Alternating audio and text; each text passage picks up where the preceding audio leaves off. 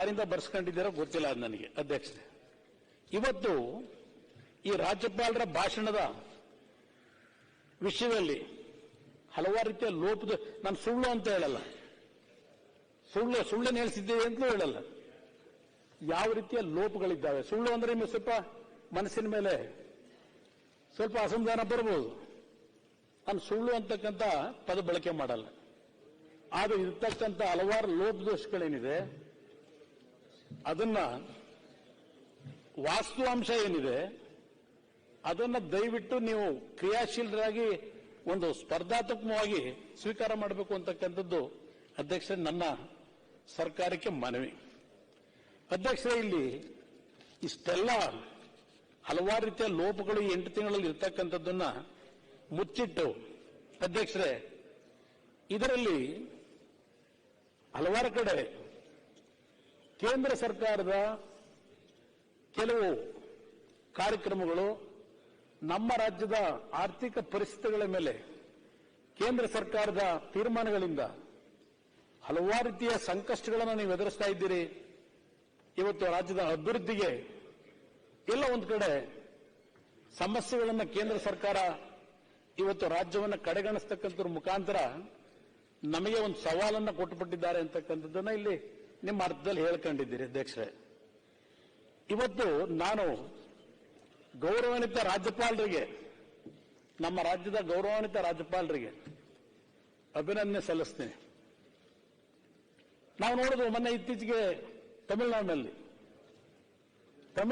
ಅಲ್ಲಿಯ ಸರ್ಕಾರ ಸಿದ್ಧಪಡಿಸಿದಂತಹ ಒಂದು ರಾಜ್ಯಪಾಲರ ಭಾಷಣವನ್ನ ಅಲ್ಲಿಯ ಗವರ್ನರ್ ಅವರು ಕೇವಲ 2 ಪದಗಳನ್ನು 2 ಲೈನ್ ಹೇಳಿ ಅವರ ಭಾಷಣವನ್ನು ತಿರಸ್ಕಾರ ಮಾಡಿ ಸದನದಿಂದ ಹೊರಗೋದ್ರು.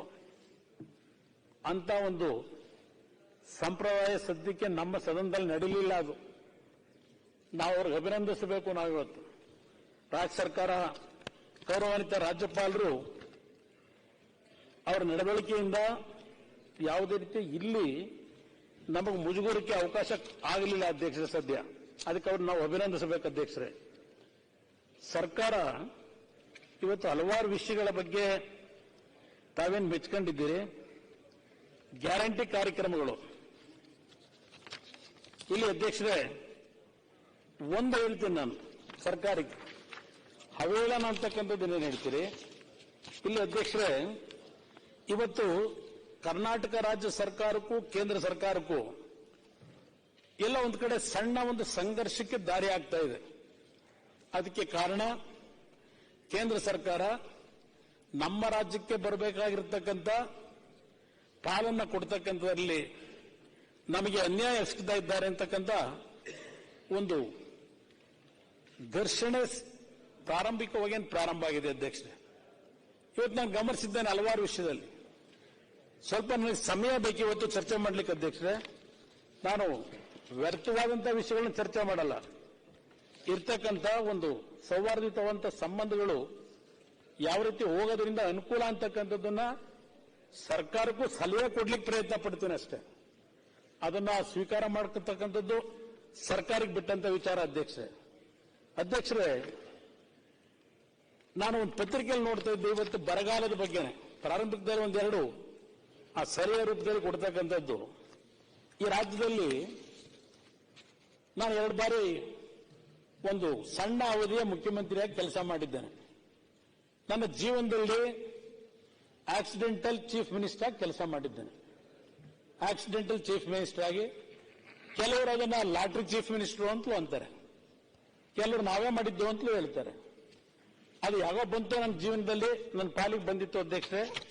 2 ಬಾರಿ ಇಲ್ಲ, ಅದು ಹೇಳ್ತೀನಿ 2 ಬಾರಿ ನಾನು ಮುಖ್ಯಮಂತ್ರಿ ಆದಾಗ ಮೊದಲನೇ ಬಾರಿಗೆ ಬಿಜೆಪಿ ಮತ್ತು ಜನತಾದಳ 2 ಪಕ್ಷಗಳು ಸೇರಿ ಸರ್ಕಾರ ರಚನೆ ಮಾಡಿದ್ವು. ಅವತ್ತಿನ ಕಾಂಗ್ರೆಸ್ ಜೆಡಿಎಸ್ನ ಸರ್ಕಾರವನ್ನು ಅಸ್ಥಿರಗೊಳಿಸಿ ಬಿಜೆಪಿ ಮತ್ತು ಜೆಡಿಎಸ್ ಪಕ್ಷದಿಂದ ನಾವು ಸರ್ಕಾರ ಏನ್ ಮಾಡಿದ್ವಿ ಅಧ್ಯಕ್ಷರೇ. ಅವತ್ತು ಕೇಂದ್ರದಲ್ಲಿ ಕಾಂಗ್ರೆಸ್ನ ನಾಯಕತ್ವದ ಯುಪಿಎ ಸರ್ಕಾರ ಇತ್ತು. ಆ ಯುಪಿಎ ಸರ್ಕಾರ ಅಲ್ಲಿದ್ದಾಗಲೂ ನಾನು ಆ 20 ತಿಂಗಳ ಅವಧಿಯಲ್ಲಿ ರಾಜ್ಯಕ್ಕೆ ಯಾವೊಂದು ಕಾರ್ಯಕ್ರಮಗಳ ಅನುಷ್ಠಾನಕ್ಕೆ ಕೇಂದ್ರ ಸರ್ಕಾರದ ಬೆಂಬಲದೊಳಗೆ ಬೇಕಿತ್ತು, ಹಲವಾರು ಬಾರಿ ಕೇಂದ್ರದ ಪ್ರಧಾನಮಂತ್ರಿಗಳನ್ನು ಒಳಗೊಂಡಂತೆ ಹಲವಾರು ಮಂತ್ರಿಗಳನ್ನು ಭೇಟಿ ಮಾಡಿದ್ದೇವೆ ಅಧ್ಯಕ್ಷರೇ. ಇವತ್ತು ನಾನು ನೋಡಿದೆ, ನಿನ್ನೆ ಇಲ್ಲೆಲ್ಲೋ ಬಹುಶಃ ಅಶೋಕ್ ಅವರು ಮಾತಾಡ್ತಿದ್ದಾಗಲೇ ಅವರು ಮಾತಾಡ್ತಿದ್ದಾಗ ನರೇಗಾ ದುಡ್ಡು ಕೊಡಿಸಿ ಅಂತ ಏನೋ ಇಲ್ಲ NDRF ದುಡ್ಡು ನಮ್ಮ ಸಚಿವರು ಯಾರೋ ಕೂಗ್ತಾ ಇದ್ರು ಅಂತ ಕಾಣಿಸ್ತದೆ. ನಾನು ಯಾವ್ದೋ ಟಿವಿಲಿ ನೋಡ್ತಾ ಇದ್ದೆ, ನೆನ್ನೆ ಬಂದಿರಲಿಲ್ಲ ಸದ್ಯಕ್ಕೆ, ನಾವು ಸ್ವಲ್ಪ ಆರೋಗ್ಯ ಸಮಸ್ಯೆ ಇದೆ. ಅಧ್ಯಕ್ಷರೇ, ಇವತ್ತು ನೀವೇನು ಬರಗಾಲದ ಹಿನ್ನೆಲೆಯಲ್ಲಿ ಕೇಂದ್ರ ಸರ್ಕಾರದ ಮುಂದೆ ಹೋಗಿ ಈಗ 100 ದಿನಗಳ ನರೇಗಾ ಕೆಲಸ ಏನಿದೆ, ದಿನಗೂಲಿ ಕೆಲಸ ಕೊಡ್ತಕ್ಕಂಥದ್ದು, ಅದನ್ನ 150 ದಿನಕ್ಕೆ ಹೆಚ್ಚಿಗೆ ಮಾಡಬೇಕು ಅಂತೇಳಿ ಕೇಳ್ತಾ ಇದ್ದೀರಿ. 150 ದಿನಕ್ಕೆ ಹೆಚ್ಚಿಗೆ ಮಾಡಬೇಕು ಅಂತ ಹೇಳಿ. ನಾನು ಅವತ್ತು ಮುಖ್ಯಮಂತ್ರಿ ಇದ್ದಾಗ ಅಧ್ಯಕ್ಷರೇ, ನಾನು ಕೇಂದ್ರ ಸರ್ಕಾರದ ಮುಂದೆ ಆಗಲ್ಲ 2018ರಲ್ಲಿ 2006-2007 ಬೇರೆ 2018ರಲ್ಲಿ ನಾವು ನೀವೇ ಸರ್ಕಾರ ಮಾಡಿದ್ದು. ಅವತ್ತು ಸ್ವಲ್ಪ ಸಮಸ್ಯೆ ಆಯಿತು, 153 ತಾಲೂಕಿನಲ್ಲಿ ಸಮಸ್ಯೆಗಳು ಉದ್ಭವ ಆಯಿತು ಅಧ್ಯಕ್ಷರೇ. ಅವತ್ತು ನಾವು ಕಾಂಗ್ರೆಸ್ JDSನ ಮೈತ್ರಿ ಸರ್ಕಾರ, ನಾನು ಕೇಂದ್ರ ಸರ್ಕಾರದ ಮುಂದೆ ಹೋದೆ. ಇವತ್ತೇನು ನೀವೇನು ಅರ್ಜಿ ಕೊಟ್ಟಿದ್ದೀರಲ್ಲ 100 ದಿನದ ನರೇಗಾ ಕೆಲಸವನ್ನು ದಿನಗೂಲಿ ಕೆಲಸಕ್ಕೆ ಬರದ ಹಿನ್ನೆಲೆಯಲ್ಲಿ 150 ದಿನ ಕೊಡಿ ಅಂತೇಳಿ ಎಕ್ಸ್ಟೆಂಡ್ ಮಾಡಿ ಅಂತ ಅವತ್ತು ನರೇಂದ್ರ ಮೋದಿ ಅವರೇ ಪ್ರೈಮ್ ಮಿನಿಸ್ಟರ್ ಇದ್ರು. ಕೇಂದ್ರದಲ್ಲಿ ಬಿಜೆಪಿ ಸರ್ಕಾರವೇ ಆಡಳಿತ ನಡೆಸ್ತಾ ಇದೆ. ಅವತ್ತಿನ ದಿನ ನಾನು ಮನವಿ ಕೊಟ್ಟ 15 ದಿನದಲ್ಲಿ ಕೇಂದ್ರ ಸರ್ಕಾರ 150 ದಿನಗಳ ನರೇಗಾ ಕೆಲಸಕ್ಕೆ ಮಾಡ್ತಕ್ಕಂಥದ್ದಕ್ಕೆ ಅನುಮತಿಯನ್ನು ಕೊಟ್ಟಂತದ್ದು ನಿದರ್ಶನ ಇವತ್ತು ನಾನು ಹೇಳಬೇಕಾಗ್ತದೆ. ಅವತ್ತು ನಿಮ್ಮ ಜೊತೆ ನಾನು ಸರ್ಕಾರ ಮಾಡಿದ್ದಾಗ ಕೊಟ್ಟಿದ್ದಾರೆ, ಅದ್ ನೀವು ಕೇಳಬೇಕು. ಹಂಗೆ ಸರ್, ನಾನೇ ಹೇಳಿದ್ದು ಆ ಮಾನದಂಡ ಏನು, ಈ ಮಾನದಂಡ ಇಲ್ಲ ಸರ್. ಹೇಳುತ್ತೆ ಇಲ್ಲ, ತಾವು ಹೇಳೋದು ಕರೆಕ್ಟ್. ಹೇಳ್ತೀನಿ, ಅದಕ್ಕೂ ಮಾನದಂಡ ಹೇಳೋಣ. ಈಗ ನಾನು ಮಾನದಂಡಗಳ ಆಧಾರದ ಮೇಲೆ ಇಲ್ಲ ಹೇಳಾಗಿಲ್ಲ. ಮಾಜಿ ಮುಖ್ಯಮಂತ್ರಿಗಳು ಇಲ್ಲ, ಏನು ತಕರಾರೇನಿಲ್ಲ ಸರ್. ಸಾಹೇಬ್ರು ಹೇಳಿದ್ರಲ್ಲ, ನೀವು ಹೋಗಿ ಕೇಳಬೇಕು ಅಂತ. ಮಾನ್ಯ ತಮ್ಮ ಗಮನಕ್ಕೆ ಸರ್, 5 ಸರಿ ಪತ್ರ ಬರೆದಿದ್ದೀವಿ. ನಾನು 3 ಸರಿ ಹೋಗಿ ವೈಯಕ್ತಿಕವಾಗಿ ಭೇಟಿಯಾಗ್ಲಿಕ್ಕೆ ಪ್ರಯತ್ನ ಮಾಡಿದ್ದೀನಿ. ಆದ್ರೂ ಕೂಡ ನಮಗೆ ಯಾವುದೇ ರೀತಿಯಾದ ಸ್ಪಂದನ ಇಲ್ಲ. ನಮ್ಗೆ ನೋವು ಏನಂದ್ರೆ ಸರ್, ಇಷ್ಟೆಲ್ಲ ಪತ್ರ ವ್ಯವಹಾರ ಮಾಡಿ ಅವರು ನಮಗೊಂದು ಪತ್ರ ಬರೆದ್ರು, ಕೇಂದ್ರ ಸಚಿವರು, ಇಲ್ಲ ನಿಮ್ ಪತ್ರ ಬರ್ದಿದೆ, ಇದು ನಾವು ಪರಿಶೀಲನೆ ಮಾಡ್ತಾ ಇದೀವಿ ಅಂತ ಕೂಡ ನನಗೆ ಪತ್ರ ಬರೆದ ಮೇಲೂ ಕೂಡ ಮಂಡ್ಯ ಸಂಸದರು ಒಂದು ಪ್ರಶ್ನೆ ಕೇಳಿದ್ರು ಸಂಸದರಲ್ಲಿ, ಇಂಥ ಯಾವ್ದಾದ್ರು ಪ್ರಸ್ತಾವನೆ ಇದೆಯಾ ನಿಮ್ಮ ಹತ್ರ ಅಂತ ಹೇಳಿದಾಗ ಕೇಂದ್ರ ಸಚಿವರು ಇಂಥ ಪ್ರಸ್ತಾವನೆನೇ ಇಲ್ಲ ಅಂತ ಹೇಳ್ಬಿಟ್ರು ಅಧ್ಯಕ್ಷರೇ. ನೋವಾಗಲ್ವಾ ಅಧ್ಯಕ್ಷರೇ? ನಾವು ಅವರು ನಮಗೆ ವಾಪಸ್ ಪತ್ರ ಬರ್ದಿದ್ದಾರೆ ಉಲ್ಲೇಖಿಸಿ, ಇಲ್ಲ ನೀವು ಇದು ನೀವು ಕೊಟ್ಟಿರೋ ಸರಿ ಡ್ರಾಫ್ಟ್ ಮ್ಯಾನ್ಯುವಲ್ ಪ್ರಕಾರ 150 ದಿನ ವಾಪಸ್ ಇಲ್ಲ ಸರ್, ತಕರಾರು ಮಾಡ್ತಾ ಇಲ್ಲ, ಆಮೇಲೆ ಉತ್ತರ ಕೊಡೋ 150 ದಿನ by as per draft manual ಬರಲೇಬೇಕು ಅಂತ ಇದೆ. ಆದ್ರೂ ಕೂಡ ನಾವು ಕೊಟ್ಟ ಮೇಲೆ ಅಲ್ಲಿ ಸುಳ್ಳು ಹೇಳ್ತಾರೆ ಅಂದ್ರೆ ನಾವು ಒಂದ್ ನಿಮಿಷ ನಮ್ಮ ಜನರಿಗೆ ಒಳ್ಳೇದಾಗಂಗೆ ಅಧ್ಯಕ್ಷರೇ, ನಾನಿದನ್ನು ಯಾಕೆ ಕೇಳ್ತಾ ಇದ್ದೇನೆ ಅಂದ್ರೆ, ಇಲ್ಲಿ ಕೇಂದ್ರದಲ್ಲಿ ಬೇರೆ ಪಕ್ಷದ ಸರ್ಕಾರ ಇರಲಿ, ಇನ್ನೊಂದು ರಾಜ್ಯದಲ್ಲಿ ಇನ್ನೊಂದು ಸರ್ಕಾರ ಇರಲಿ, ನೀವು ಸರ್ಕಾರಗಳನ್ನ ನಡೆಸಬೇಕಾದ್ರೆ ನಿಮ್ಮ ಅಪ್ರೋಚ್ಗಳು ಯಾವ ರೀತಿ ಇರುತ್ತೆ ನಮಗೇನು ಗೊತ್ತು. ನನಗಾದಂತ ಅನುಭವ ನಾನು ಹೇಳ್ತಾ ಇದ್ದೇನೆ ಅಷ್ಟೇ. ಅದಕ್ಕೆ ಹೇಳಿದ್ದು, ಪ್ರತಿದಿನ ಕೇಂದ್ರ ಸರ್ಕಾರದಿಂದ ನಮ್ಗೆ ಅನ್ಯಾಯ, ಕೇಂದ್ರ ಸರ್ಕಾರದಿಂದ ನಮ್ಗೆ ಅನ್ಯಾಯ, ನಮ್ಗೆ ಕೊಡಬೇಕಾದ ದುಡ್ಡು ಬರ್ತಾ ಇಲ್ಲ, ನ್ಯಾಯವಾದ ಪಾಲು ಬರ್ತಾ ಇಲ್ಲ. ವಾಸ್ತವಾಂಶವನ್ನು ಚರ್ಚೆ ಮಾಡೋಣ. ಅದಕ್ಕೋಸ್ಕರಲೇ ಕೇಂದ್ರ ಸರ್ಕಾರದಿಂದ ಅನ್ಯಾಯ ಆಗ್ತಾ ಇದ್ರೆ ವಾಸ್ತವಾಂಶದಲ್ಲಿ ನಿಮ್ಮ 14ನೇ ಫೈನಾನ್ಸ್ ಕಮಿಷನ್ ಇರಲಿ, 15ನೇ ಫೈನಾನ್ಸ್ ಕಮಿಷನ್ ಇರಲಿ, ನಮಗೆ ಅನ್ಯಾಯ ಆಗಿದ್ರೆ ನಿಮ್ ಜೊತೆನಲ್ಲಿ ಧ್ವನಿಗೂಡಿಸಿ ಕೆಲಸ ಮಾಡಲಿಕ್ಕೆ ಪ್ರಧಾನಮಂತ್ರಿಗಳು ಭೇಟಿ ಮಾಡಲಿಕ್ಕೆ ತಯಾರಾಗಿದ್ದೇವೆ. ಆದರೆ ಇಲ್ಲಿ ಪ್ರತಿನಿತ್ಯ ನೀವು ಈ ರೀತಿ ಸರ್ಕಾರದ ವಿರುದ್ಧ ಪ್ರತಿನಿತ್ಯ ಹೇಳಿಕೆಗಳು ಕೊಟ್ಕೊಂಡು, ಈಗ ಅಲ್ಲಿ ಶರತ್ ಬಚ್ಚೇಗೌಡರ ಭಾಷಣ ಕೇಳಿಸ್ಕೊಂಡೆ, ಕೇಂದ್ರ ಸರ್ಕಾರ ಅನ್ಯಾಯ ಮಾಡಿದೆ, ಕನ್ನಡಿಗರು ನಾವು ಸೌಮ್ಯಜೀವಿಗಳು, ಇದನ್ನ ನೀವು ಹೇಳಿಕೊಂಡು ಕೇಂದ್ರ ಸರ್ಕಾರದಿಂದ ಪ್ರತಿನಿತ್ಯ ಆಪಾದನೆ ಮಾಡ್ತಾ ಹೋದ್ರೆ ನಿಮ್ಗೆ ಯಾಕೆ ಅವರು ಗೌರವ ಕೊಡ್ತಾರೆ? ಇನ್ನೊಂದು ಪ್ರಕರಣ ಹೇಳ್ತೀನಿ ಅಧ್ಯಕ್ಷರೇ. ಇದೇ ಕಾಂಗ್ರೆಸ್ JDSನ ಮೈತ್ರಿ ಸರ್ಕಾರದಲ್ಲಿ ಯಾವತ್ತು ಆರ್ಥಿಕ ಸಚಿವರಿದ್ದಾರೆ ನಿರ್ಮಲಾ ಸೀತಾರಾಮನ್ ಅವರು ಅವತ್ತು ಡಿಫೆನ್ಸ್ ಮಿನಿಸ್ಟರ್, ದೇಶದ ರಕ್ಷಣಾ ಸಚಿವರು. ನಮ್ಮ ರಾಜ್ಯದ ಬೆಂಗಳೂರು ನಗರದ ಬ್ರ್ಯಾಂಡ್ ಬೆಂಗಳೂರು ಮಾಡ್ತಾರೆ ಈಗ 5 ವರ್ಷಕ್ಕೆ. ಬ್ರ್ಯಾಂಡ್ ಬೆಂಗಳೂರು ಮಾಡ್ತಾರೆ ಈಗ, ಬ್ರ್ಯಾಂಡ್ ಬೆಂಗಳೂರು. ನಿಮ್ ಸುರಂಗ ಮಾರ್ಗ ಅಧ್ಯಕ್ಷರೇ 2006-7 ಮುಖ್ಯಮಂತ್ರಿ ಇದ್ದಾಗ ಮೀನ್ ಸ್ಕ್ವೇರ್ನಿಂದ ನಿಮ್ಮ ಹೆಬ್ಬಾಳ ಫ್ಲೈಓವರ್ ವರೆಗೆ ಅವತ್ತಿನ ಸರ್ಕಾರದಲ್ಲಿ ಕ್ಲಿಯರೆನ್ಸ್ ಕೊಟ್ಟಿದ್ದೆ. ಸರ್ಕಾರದ ಕಡತ ತೆಗೆದು ನೋಡಿ. ಈಗ ಮಾತಾಡ್ತಾ ಇದ್ದೀರಿ ಮೆಟ್ರೋ ನಿಮ್ಮ ಯಾವುದೋ ಮೇಕ್ರಿ ಸರ್ಕಲ್ ಇಂದ ಏನೋ ಸುರಂಗ ಮಾರ್ಗಕ್ಕೆ ಈಗ DPR ಮಾಡಿಸ್ತಾ ಇದ್ದೀರಿ. ಅವತ್ತೇ ಇನ್ನೊಂದು 20 ತಿಂಗಳು ಸರ್ಕಾರ ಇದ್ದರೆ ಕೆಲಸ ಮುಗದೆ ಹೋಗಿರೋದು.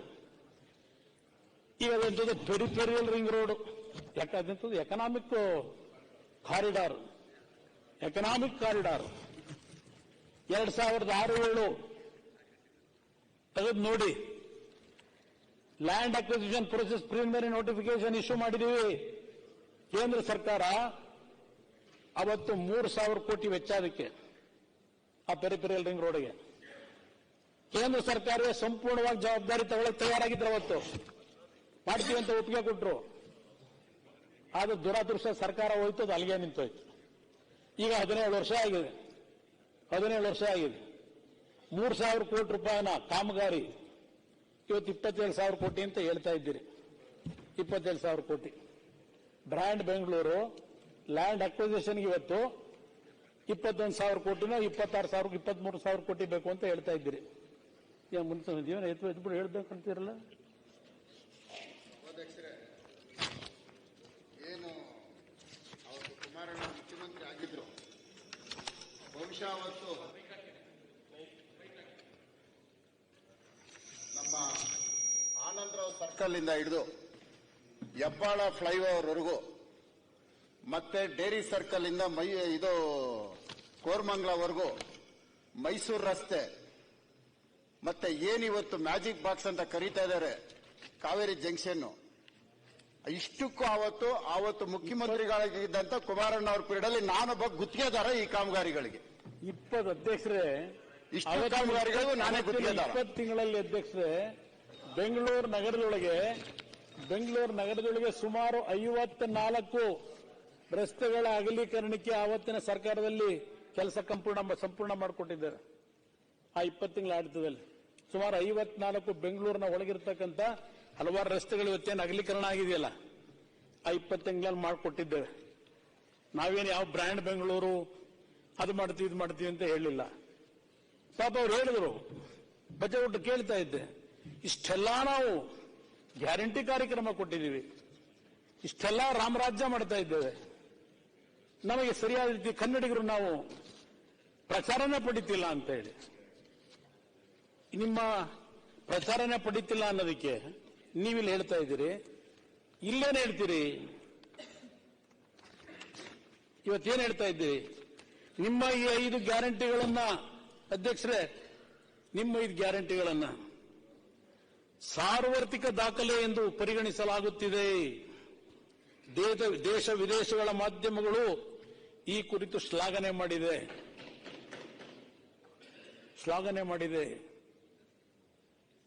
ಅಧ್ಯಯನಗಳನ್ನು ಮಾಡುತ್ತಿವೆ. ಒಳ್ಳೆಯ ಆಡಳಿತ, ಪಾರದರ್ಶಕ, ಜನಸ್ನೇಹಿ ವ್ಯವಸ್ಥೆಗಳನ್ನು ಮೂಲಮಂತ್ರವನ್ನಾಗಿಸಿಕೊಂಡಿದೆ. ಹೇಳಿದ್ದೀರಿ, ಅದಂತೂ is of governance, is of doing ಎಲ್ಲ. ಪ್ರಚಾರನೇ ತಗೊಳ್ಳಿಲ್ಲ ಅಂತಿದ್ದೀರಿ ನೀವು ಭಾಷಣದಲ್ಲಿ. ಇಲ್ಲಿ ನೋಡಿದ್ರೆ ವಿಶ್ವದಲ್ಲೆಲ್ಲ ಅಧ್ಯಯನ ನಡೀತಾ ಇದೆ ಈ ಕಾರ್ಯಕ್ರಮಗಳ ಬಗ್ಗೆ, ದೇಶ ವಿದೇಶದಲ್ಲಿ ನಡೀತಾ ಇದೆ. ಏನು ನಡೀತಾ ಇದೆ ಅಧ್ಯಕ್ಷರೇ? ಇವರು ಹೇಳೋದು ಇದನ್ನೇನಂತ ಕರೀತೀರಿ? ಈ ಭಾಷಣ ಆಗಿದ್ರೆ ಸುಳ್ಳು ಅಂತ ಕರೀತೀರೋ, ನಿಜ ಅಂತ ಕರೀತೀರೋ? ಪ್ರಚಾರನೇ ತಗೊಂಡಿಲ್ಲ ಅಂತಾರೆ. ಪ್ರಚಾರದ ಬಗ್ಗೆ ಹೇಳ್ತೀನಿ. ಯಾವ ರೀತಿ ಈ ರಾಜ್ಯದಲ್ಲಿ ಇಂಥ ಒಂದು ಕೆಟ್ಟ ಪರಿಸ್ಥಿತಿ, ಬರಗಾಲ ಇದೆ, ತಗ್ಸಿ ಎಷ್ಟು ಪ್ರಚಾರದಲ್ಲಿ ಕೇಂದ್ರ ಸರ್ಕಾರವನ್ನು ಒಂದು ದಾಪಗಾಲ ಹಾಕಿ ಮುಂದೋಗಿದ್ದೀರಿ ಪ್ರಚಾರದಲ್ಲಿ. ಬೆಳಗ್ಗೆ ಎದ್ರೆ ನಾವು ದೇವ್ರ ಫೋಟೋ ನೋಡೋದೇ ಇಲ್ಲ ಈಗ. ಯಾಕಂದ್ರೆ ನಾನು ಮನೆಯಲ್ಲಿ 13-14 ಪತ್ರಿಕೆ ತರಿಸ್ತೇನೆ, ಈಗಲೂ ಓದ್ತೀನಿ. ಬೆಳಗ್ಗೆ ಎದ್ರೆ ಮೊದಲನೇ ಪುಟ ಅವ್ರು ನೋಡ್ಬಿಟ್ಟೆ ನಾನು ನಾನು ದಿನಚರಿ ಪ್ರಾರಂಭ ಮಾಡೋದು. ನಿಮ್ಮೆಲ್ಲರೂ ನೋಡ್ಕೊಂಡೆ ದಿನಚರಿ ಪ್ರಾರಂಭ ಮಾಡಬೇಕಾಗಿದೆ. ಒಳ್ಳೇದು ಮಾಡಿದಿರಿ, ಅದಕ್ಕೆ ಒಳ್ಳೇದಾಗಿದೆ ನನಗೆ. ಒಳ್ಳೇದು ಮಾಡಿದ್ರಿ ಅಂತಲೇ ದಿನ ನಿಮ್ಮ ಮುಖ ನೋಡ್ತಾ ಇದ್ದೀನಿ. ಒಳ್ಳೇದು ಮಾಡಿದಿರಿ ಅಂತ. ಇಲ್ಲಿ ಹೇಳಿದ್ದು ಕೇಳಿದ ಪಾಪ ಪ್ರಚಾರನೇ ಗಿಡ್ತಾ ಇಲ್ಲ, ನಮಗೆ ಪ್ರಚಾರನೇ ತೆಗೆದಿಲ್ಲ, ಇಷ್ಟೆಲ್ಲಾ ಕಾರ್ಯಕ್ರಮ ಕೊಟ್ಟು ಅಂತ ಹೇಳ್ತಾ ಇದ್ದಾರೆ. ಅಧ್ಯಕ್ಷರೇ, ಇಲ್ಲಿ ನಾನು ಇನ್ನೊಂದು ಪ್ರಕರಣ ಹೇಳ್ತೀನಿ. ಕಾಂಗ್ರೆಸ್ ಜೆಡಿಎಸ್ನ ಮೈತ್ರಿ ಸರ್ಕಾರ ಇದ್ದಾಗ ಬೆಂಗಳೂರು ನಗರದ ಹಲವಾರು ರಸ್ತೆಗಳ ಅಭಿವೃದ್ಧಿಗೆ ರಕ್ಷಣಾ ಇಲಾಖೆಯ ಭೂಮಿಯನ್ನ ನಾವು ಪಡಿಬೇಕಾಗಿತ್ತು ರಾಜ್ಯ ಸರ್ಕಾರ. ಆ ಸಂದರ್ಭದಲ್ಲಿ ನಿರ್ಮಲಾ ಸೀತಾರಾಮನ್ ಅವರನ್ನ ನಮ್ಮ ಅಧಿಕಾರಿಗಳ ಜೊತೆ ಒಂದು ಭೇಟಿಗೆ ಟೈಮ್ ಕೇಳಿದೆ. ರಕ್ಷಣಾ ಇಲಾಖೆಯ ಎಲ್ಲಾ ಹಿರಿಯ ಅಧಿಕಾರಿಗಳನ್ನ ಅವರ ಕಚೇರಿ ಕರೆಸಿ ದೆಹಲಿಯಲ್ಲಿ ಸುದೀರ್ಘವಾಗಿ ನಮ್ಮ ಬೆಂಗಳೂರು ನಗರದ ಹಲವಾರು ರಸ್ತೆಗಳ ಅಭಿವೃದ್ಧಿಗೆ ಕುಂಠಿತ ಏನಾಗಿತ್ತು ಒಂದು ಸಭೆ ಮಾಡೋದು. ಅವರು ನನಗೊಂದು ಸಮಯ ಕೊಟ್ಟರು. ನಾನೇ ಬೆಂಗಳೂರಿಗೆ ಬರ್ತೀನಿ, ಬೆಂಗಳೂರಿಗೆ ಬಂದು ನಿಮ್ಮ ಈ ಒಂದು ಬೆಂಗಳೂರು ನಗರದ ಅಭಿವೃದ್ಧಿಗೆ ಏನು ಕುಂಠಿತ ಆಗಿದೆ ಎಲ್ಲ ಕ್ಲಿಯರೆನ್ಸ್ ಕೊಡ್ತೀವಿ ನಾವು ರಕ್ಷಣಾ ಇಲಾಖೆಯಿಂದ ಅಂತ ಹೇಳಿ ಅವ್ರು ಬಂದರು ಕರ್ನಾಟಕಕ್ಕೆ, ಬೆಂಗಳೂರಿಗೆ. ನಾನು ಈ ರಾಜ್ಯದಲ್ಲಿ ಅವತ್ತು ಅವರ ಬೆಂಬಲದೊಳಗೆ ಮುಖ್ಯಮಂತ್ರಿ ಆಗಿದ್ದೆ. ಯಾಕೆಂದ್ರೆ ನಾನು ವೆಸ್ಟ್ ಎಂಡ್ ರೋಡ್ನಲ್ಲಿ ಪಾಪ ಎಲ್ಲ ರಾಜ್ಯಪಾಲರ ಭಾಷಣದಲ್ಲಿ ನಾನೆಲ್ಲ ದಿನ ವೆಸ್ಟ್ ಎಂಡ್ ರೋಡ್ನಲ್ಲಿ ಕಾಲ ಕಳ್ಕೊಂಡಿದ್ದೆ ಅಂತ ಹೇಳಿ ಪಾಪ ಭಾಷಣ ಮಾಡೋರು. ನನ್ನೇನು ಮೊನ್ನೆ ಮಾತಾಡ್ಬೇಕಾದ್ರೆ ಇಲ್ಲಿ ನಾನಿದ್ದ 14 ತಿಂಗಳು ಇನ್ನೊಂದು ತರಲಿಲ್ಲ. ನನ್ನ ಪ್ರತಿನಿತ್ಯದ ದಿನಚರಿ ಸರ್ಕಾರದ official record west end hotel ಕೂತ್ಕೊಂಡು ಈ ಕೆಲಸ ಮಾಡಿದ್ರೆ ಈ ಕೆಲಸ ಆಗ್ತಿರ್ಲಿಲ್ಲ. ದಿನ ಮಾತ್ರ ಇನ್ನೂ ಮುಗಿದಿಲ್ಲ ವೆಸ್ಟ್ ಎಂಡ್ ಹೋಟೆಲ್ ಕತೆ. ನೀವು ನೆನೆ ಮಿಸ ನೀವೆಲ್ಲ ಹೋಗಿ ಅಲ್ಲೇ ಮೀಟಿಂಗ್ ಮಾಡಿರ್ಬೇಕೇನೋ. ನೀವು ಮಾಡಿದ್ರೆ ತಪ್ಪಿಲ್ಲ, ನಾನು ಮಾಡಿದ್ರೆ ತಪ್ಪು. ವೆಸ್ಟ್ ಎಂಡ್ ಹೋಟೆಲಲ್ಲಿ ಇದು ಇದೆ ಪ್ರತಿನಿತ್ಯದ ದಿನಚರಿ.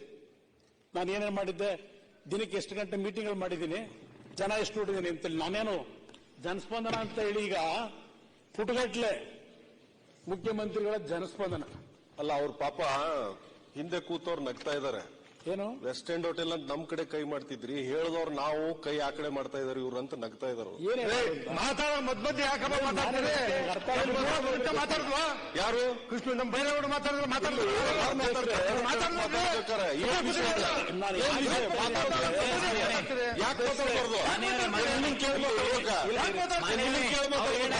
ಡಿಸ್ಟರ್ಬ್ ಮಾಡಕ್ಕೆ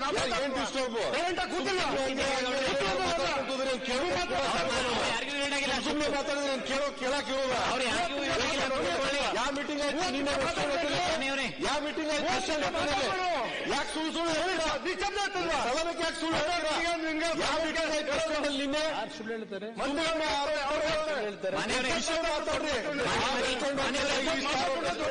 ಸದನಕ್ಕೆ ಏನ್ ಲಾಭ? ಹೋಟೆಲ್ಗಳು ಮಾತಾಡಿ ಸದನಕ್ಕೆ ಏನ್ ಲಾಭ?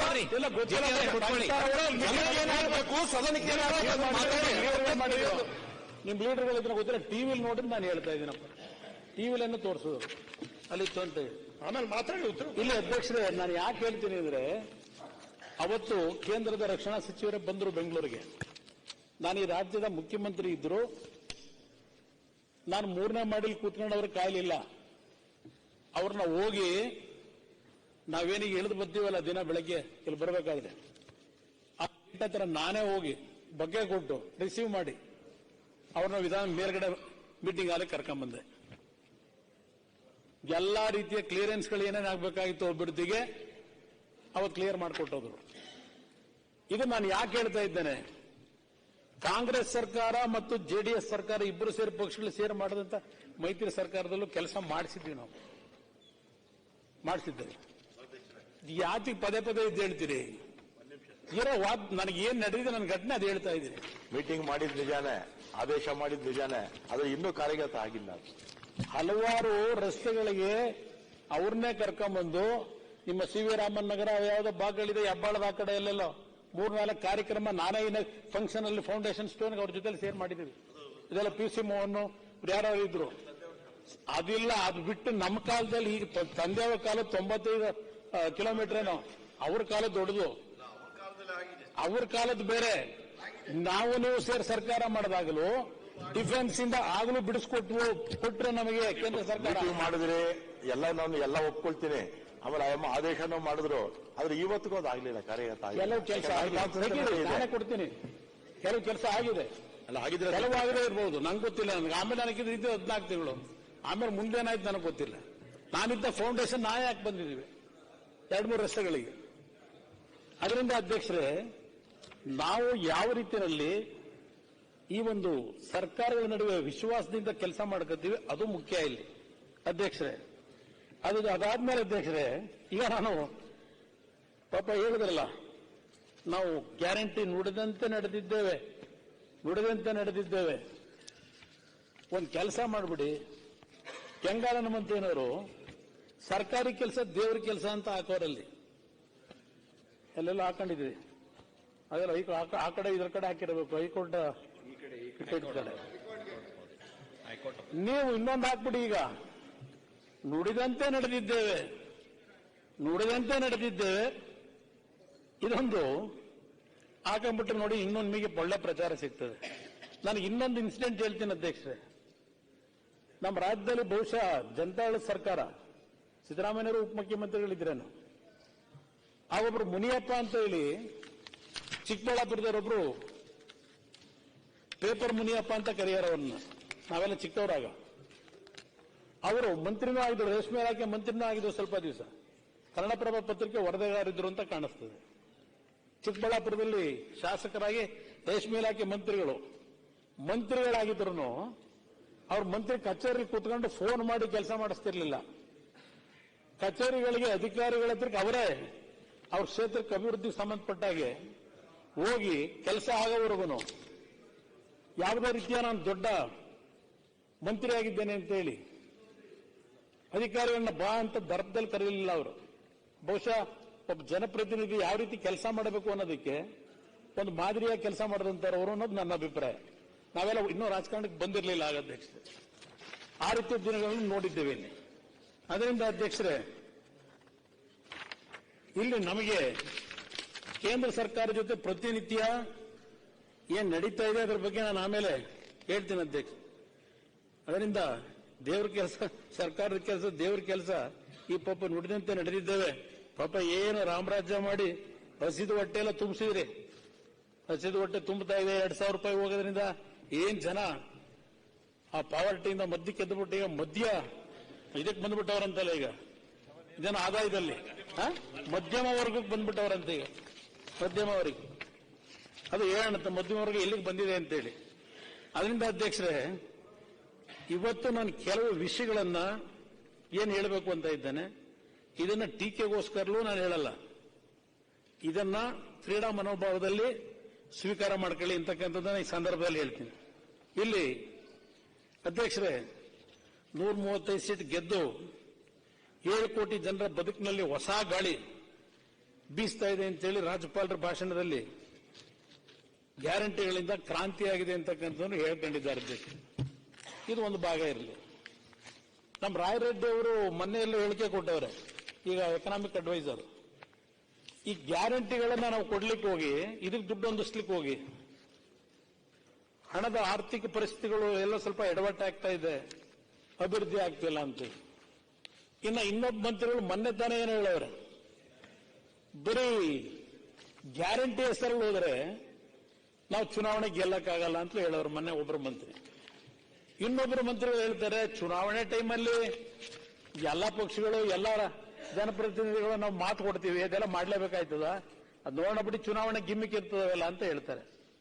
ಇದು ನಾನು ಹೇಳ್ತಿರೋದಲ್ಲ ಅಧ್ಯಕ್ಷರೇ, ಈಗ ಇತ್ತೀಚೆಗೆ ಮಾಧ್ಯಮದಲ್ಲಿ ಕೆಲವು ಪ್ರತಿಕ್ರಿಯೆಗಳನ್ನ ನಾನು ಹೇಳ್ತಾ ಇದ್ದೇನೆ. ಮಂತ್ರಿಗಳು ಇವತ್ತು ಗ್ಯಾರಂಟಿ ಪ್ರೋಗ್ರಾಮ್ಗಳು ಅದರಿಂದ ನಾವು ಚುನಾವಣೆ ಗೆಲ್ಲಕ್ಕಾಗಲ್ಲ ಅಂತೇಳಿ ಇತ್ತೀಚೆಗೆ ಒಬ್ಬರು ಮಂತ್ರಿಗಳು ಹೇಳಿದ್ದು ನೋಡಿದೆ. ಇದೆಲ್ಲ ಒಂದು ಭಾಗ ಅಧ್ಯಕ್ಷರೇ. ಆಮೇಲೆ ಹೇಳ್ತೀರಿ ಅಸಮಾನತೆ ನಿವಾರಣೆಗೆ ಅಭಿವೃದ್ಧಿ ಪಥ, ಕರ್ನಾಟಕ ಮಾದರಿ, ಇದೆಲ್ಲ ಹೇಳ್ಕೊಂಡಿದ್ದೀರಿ ಅಧ್ಯಕ್ಷ. ಇನ್ನು ಕಾನೂನು ವ್ಯವಸ್ಥೆಗಳು, ಇದೆಲ್ಲ ಚರ್ಚೆಗಳೇನಾಗಿದೆ.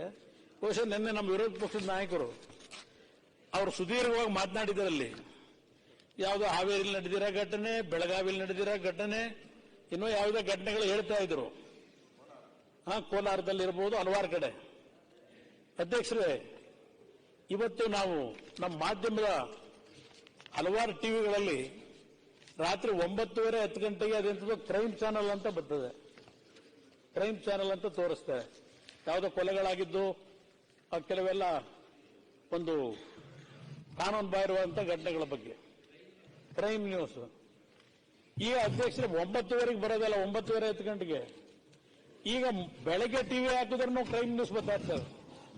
ನಾನು ನಿನ್ನೆ ಮನೆಯಲ್ಲಿ ಆರೋಗ್ಯ ಸಮಸ್ಯೆಯಿಂದ ಸದನದಲ್ಲಿ ಏನ್ ನಡೀತಿದೆ ಅಂತೇಳಿ ಮನೆಯಲ್ಲ ಮಲಕೊಂಡು ಟಿವಿ ನೋಡ್ತಿದ್ದಾಗ ಮಧ್ಯಾಹ್ನ 1 ಗಂಟೆನಲ್ಲಿ ಒಂದು ಚಾನೆಲ್ನಲ್ಲಿ 4 ಸುದ್ದಿ ಬರ್ತವೆ ಅಧ್ಯಕ್ಷರೇ. 4 ಸುದ್ದಿಗಳು ಯಾವುದೋ ಅವರವರ ಹಲವಾರು ರೀತಿಯ ಕಾನೂನು ಬಾಹಿರುವಂತಹ ಸಮಸ್ಯೆಗಳಿಂದ ಕೊಲೆ ಆದಂತ ಘಟನೆಗಳೇ ತೋರಿಸ್ತಾರೆ. ಮಧ್ಯಾಹ್ನ 1 ಗಂಟೆಯಲ್ಲಿ ಟಿವಿ ಆನ್ ಮಾಡಿದ್ರೆ ಪ್ರೈಮ್ ನ್ಯೂಸ್ ಅಲ್ಲಿ. ಈ ಕ್ರೈಮ್ ನ್ಯೂಸ್ ಹೋಗಿ ಪ್ರೈಮ್ ನ್ಯೂಸ್ಗಳು ಪ್ರೈಮ್ ನ್ಯೂಸ್ ಆಗೋದೇವೆ. ಈಗ ಆ ಪರಿಸ್ಥಿತಿ ಇವತ್ತು ಕಾಣ್ತಾ ಇದ್ದೇವೆ. ಅದಕ್ಕೆ ನೀವು ಕಾರಣ ಅಂತ ಹೇಳಲ್ಲ. ವ್ಯವಸ್ಥೆಗಳು ಯಾವ ರೀತಿ ಹೋಗ್ತಾ ಇದೆ, ನಮ್ಮ ಜವಾಬ್ದಾರಿ ಏನು? ನಿಮ್ ಕಾಲದಲ್ಲಿ ಇರಲಿಲ್ವಾ ಅಂತ ಹೇಳ್ಬೋದು. ಆಯ್ತಪ್ಪ, ನಮ್ಮ ಕಾಲದಲ್ಲಿ ಇದ್ದಿದ್ದಕ್ಕೆ ಅವತ್ತು ಇವ್ರನ್ನೆಲ್ಲ ಇಲ್ಲಿ ಕೂರ್ಸವ್ರೆ, ನಮ್ಮನ್ನು ಇಲ್ಲಿ ಕೂರ್ಸವ್ರೆ. ನೀವು ಸರಿಪಡಿಸೋದಕ್ಕೆ ನಿಮಗೆ ಕೊಟ್ಟವ್ರೆ. ನೀವೇ ಹೇಳಿದಿರಿ ಹಲವಾರು ಜನರ ಕನಸನ್ನ ಕಟ್ಟಲಿಕ್ಕೆ ಕನಸು ಹೊತ್ಕೊಂಡು ಬಂದಿದ್ದೀವಿ ಅಂತೇಳಿ. ಆ ಕನಸು ಜನಗಳ ಕನಸು ನನಸು ಮಾಡಿ ಅಂತಕ್ಕಂಥದ್ದು ನನ್ನ ಮನವಿ ನಿಮಗೆ ಅಧ್ಯಕ್ಷರೇ. ಇಲ್ಲಿ ನಾನು ಮುಖ್ಯಮಂತ್ರಿಗಳದ ಒಂದು ಹೇಳಿಕೆ ನೋಡಿದೆ. ಈ ಕೇಂದ್ರ ಸರ್ಕಾರದ ಒಂದು ಆರ್ಥಿಕ ನಿಲುವುಗಳಿಂದ ಇವತ್ತೇನೋ ಒಂದು ಕಡೆ ಕೇಂದ್ರದಲ್ಲಿ ಪ್ರಧಾನಮಂತ್ರಿಗಳು 5 ಟ್ರಿಲಿಯನ್ ಗುರಿ ನಾವು ಮುಟ್ಟಬೇಕು ಡಾಲರ್ನ ಅಂತೇಳಿ ಅವರೊಂದು ಕಡೆ ಪ್ರತಿನಿತ್ಯ ಹೇಳ್ತಾರೆ. ಇನ್ನೊಂದು ಕಡೆ ನಮ್ಮ ಮುಖ್ಯಮಂತ್ರಿಗಳು ಮೊನ್ನೆ ಎಲ್ಲ ಒಂದು ಹೇಳಿಕೆ ಕೊಟ್ಟಿದ್ದು ನೋಡಿದೆ.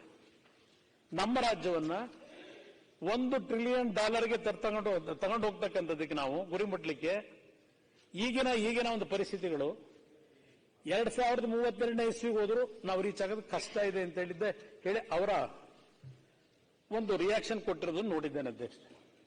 ಇವತ್ತು ಎಲ್ಲ ನಾವು ಟ್ರಿಲಿಯನ್ ಗಟ್ಟಲೆ ಮಾತನಾಡ್ತಾ ಇದ್ದೇವೆ. ಆದರೆ ಈಗ ನಾನು ಒಂದು ಶರತ್ ಬಚ್ಚೇಗೌಡರ ಮಾತು ಒಪ್ಪುತ್ತೇನೆ ನಾನು ಅಧ್ಯಕ್ಷ. ನಿಮ್ಮ ಸರ್ಕಾರ ನಿಲುವು ನಾನು ಒಪ್ತೇನೆ.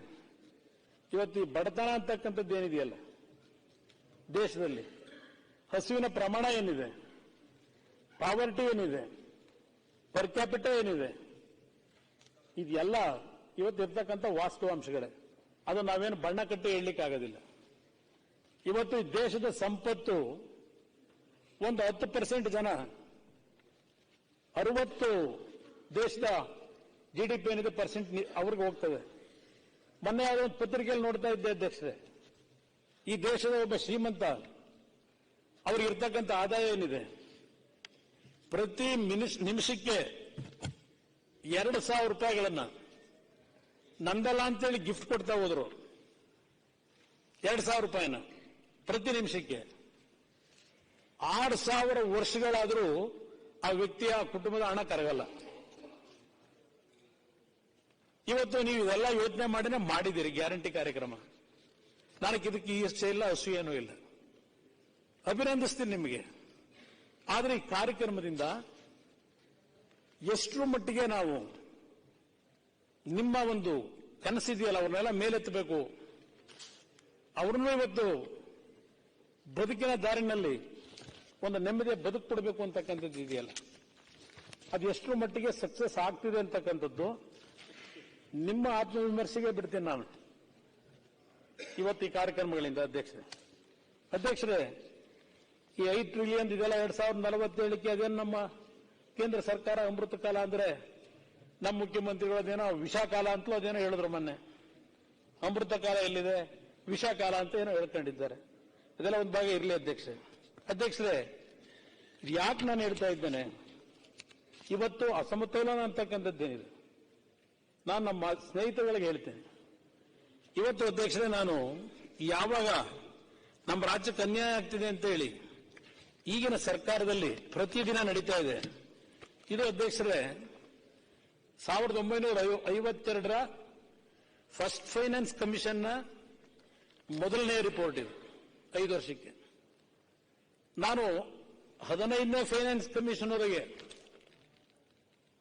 ಏನು 5 ವರ್ಷದ ಹಣಕಾಸಿನ ನಿರ್ವಹಣೆಗೆ ಈ ಫೈನಾನ್ಸ್ ಕಮಿಷನ್ಗಳನ್ನು ಪ್ರಾರಂಭ ಆಗಿದ್ದು 52ರಲ್ಲಿ.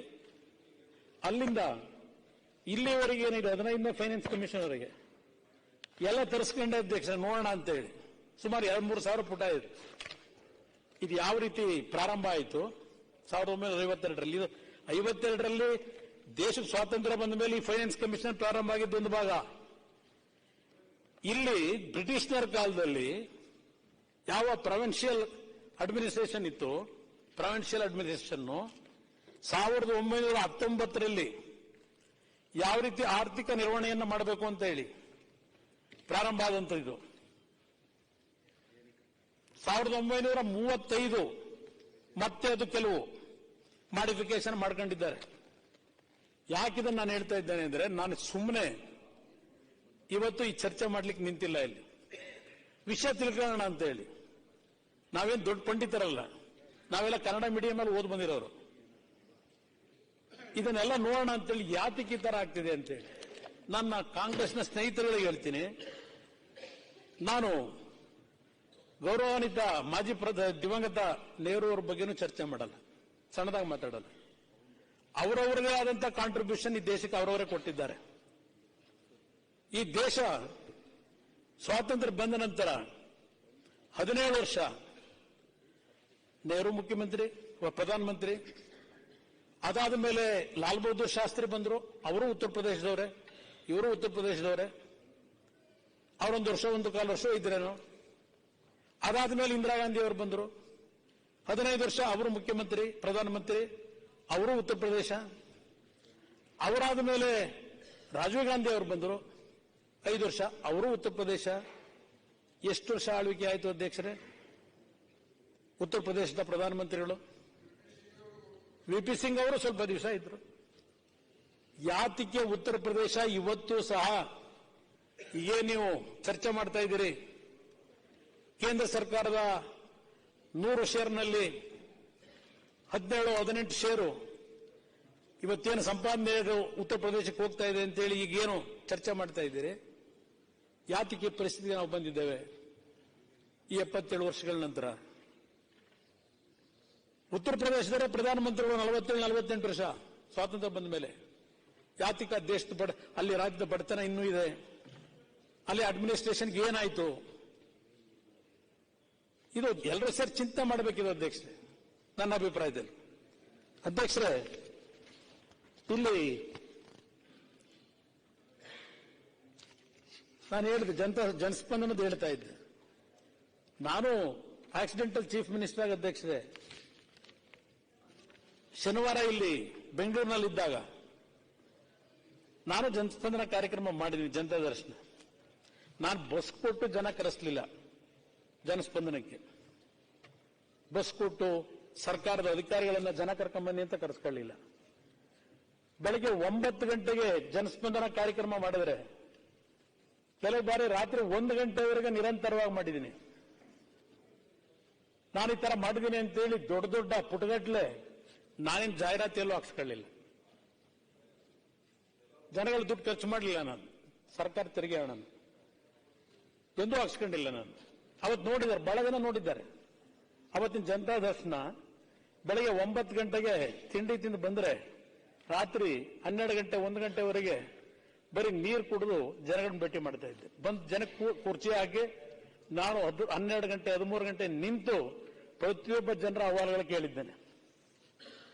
ಇವತ್ತು ಗ್ಯಾರಂಟಿ ಕಾರ್ಯಕ್ರಮಗಳು ಇಷ್ಟೊಂದು ಸಕ್ಸಸ್ ಆಗಿ ರಾಮರಾಜ್ಯ ನಿರ್ಮಾಣ ಆಗಿದ್ರೆ, ಮೊನ್ನೆ ದಿನ 2ನೇ ಜನಸ್ಪಂದನ ಕಾರ್ಯಕ್ರಮಕ್ಕೆ 20,000 ಜನ ನಾಗರಿಕರು ಬಂದ್ರಲ್ಲ ಮೊನ್ನೆ ಮುಖ್ಯಮಂತ್ರಿಗಳನ್ನ ಭೇಟಿ ಮಾಡಲಿಕ್ಕೆ.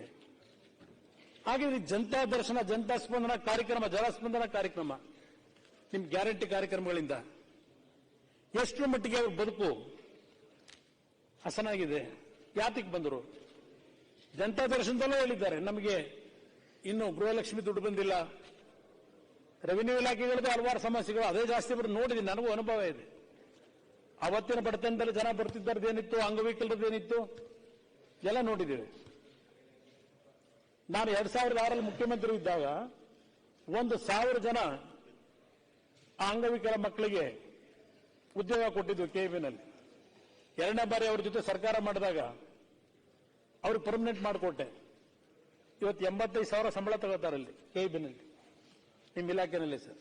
ನಿಮಗೂ ಭವಿಷ್ಯ ಗೊತ್ತಿರ್ತದೆ. ಕೊಟ್ಟಿದ್ದೇವೆ ಕಾರ್ಯಕ್ರಮ ಅಧ್ಯಕ್ಷ. ನಾವು ಎಲ್ಲೂ ದೊಡ್ಡ ಪ್ರಚಾರ ಗಿಟ್ಟಿಸ್ಕೊಳ್ಳಿಕ್ಕೆ ಹೋಗ್ಲಿಲ್ಲ. ನಾನು ಇಲ್ಲಿ ಹೇಳಿದ್ದೀರಿ 7 ಕೋಟಿ ಜನರ ಬಾಳಿನಲ್ಲಿ ಹೊಸ ಗಾಳಿ ಬೀಸಿದೀವಿ. 1 ಕೋಟಿ 20 ಲಕ್ಷ ಜನಕ್ಕೆ ಈ ಬಡತನ ರೇಖೆಯಿಂದ ಹೊರಗೆ ಬರತಕ್ಕಂಥದ್ದಕ್ಕೆ 5 ಕೋಟಿಗೂ ಹೆಚ್ಚು ಜನ ಮಧ್ಯಮ ವರ್ಗದ ಸ್ಥಿತಿಗೆ ಬಂದಿದ್ದಾರೆ. ಮಹಾಪೂರ್ಗಳೇ ಹೊರದು ಬಂತು. ನಾವು ಈ 5 ಗ್ಯಾರಂಟಿಗೆ ಅರ್ಜಿ ಹಾಕೊಳ್ಳಿ ಎಂದಾಗ ಮಹಾಪೂರ್ವ ಹರಿದು ಬಂತು. ಇದೆಲ್ಲ ಹೇಳಿದ್ದೀರಿ ಇಲ್ಲಿ ಅಧ್ಯಕ್ಷರೇ. ಇಲ್ಲಿ ಮಹಾಪುರ ಇದು ಹರಿಯುತ್ತೆ ಅಧ್ಯಕ್ಷರೇ. ಸ್ವಾತಂತ್ರ್ಯ ಬಂದು ಇಷ್ಟು ವರ್ಷ ಆಯಿತು. ಈ ಗ್ಯಾರಂಟಿ ಕಾರ್ಯಕ್ರಮ 2,000 ರೂಪಾಯಿ ಹೇಳಿದ್ರು. ಏನೋ ಮಕ್ಕಳ ವಿದ್ಯೆಗೆ ಇವತ್ತು ಅದೆಂಥದ್ದು ರಾಮ ಸೀತೆ ಏನೋ ಹೇಳಿದ್ರು, ಲವಾಕುಶರಿಗೆ. ಅಧ್ಯಕ್ಷರೇ, ಇವತ್ತು ನಿಮ್ಮ ಶಿಕ್ಷಣ ಇಲಾಖೆ ಹೇಳಿದ್ದೀರಿ ನೀವು, ಲವಾಕುಶರ ಬಗ್ಗೆ ಹೇಳಿದ್ದಕ್ಕೆ ನಾನು ಒಂದು ಮಾತು ಹೇಳ್ತೀನಿ ಅಧ್ಯಕ್ಷರೇ. ಇಲ್ಲಿ ಹೊಸ ಶಿಕ್ಷಣ ನೀತಿ ತಂದಿದ್ದೀವಿ ಅಂತ ಹೇಳಿದ್ದೀನಿ. ಹೊಸ ಶಿಕ್ಷಣ ನೀತಿಯಿಂದ ದೊಡ್ಡ ದೇಶದ ರಾಜ್ಯದಲ್ಲಿ ಒಂದು ಹೊಸ ಮಾದರಿ, ದೇಶಕ್ಕೆ ಒಂದು ಹೊಸ ಹಾದಿಯನ್ನು ತೋರಲಿದೆ ರಾಜ್ಯ ಶಿಕ್ಷಣ ನೀತಿ ಅಂತ ಇಲ್ಲಿ ಹೇಳ್ಕೊಂಡಿದ್ದೀರಿ ಅಧ್ಯಕ್ಷರೇ. ಇಲ್ಲಿ ಅಧ್ಯಕ್ಷರೇ, ಇಲ್ಲಿ ಇತ್ತೀಚೆಗೆ ಒಂದು ಪೇಪರ್ ಕಟ್ಟಿಂಗ್ ನೋಡಿದೆ. ಹೊಸ ಶಿಕ್ಷಣ ನೀತಿ ಶೂನ್ಯ ದಾಖಲೆ ಸಾಧನೆ. ಸರ್ಕಾರಿ ಶಾಲೆಗೆ ಮಕ್ಕಳು ಬೇಕಾಗಿದ್ದಾರೆ. ಈ ಶಾಲೆಗಳ ಭವಿಷ್ಯವೇನು? ಶೂನ್ಯ ದಾಖಲೆ ಸಾಧನೆ. ಅಲ್ಲಿಂದ 17,000 ಕೊಠಡಿಗಳಿಲ್ಲ. 17,000 ಕೊಠಡಿಗಳ ಕೊರತೆ.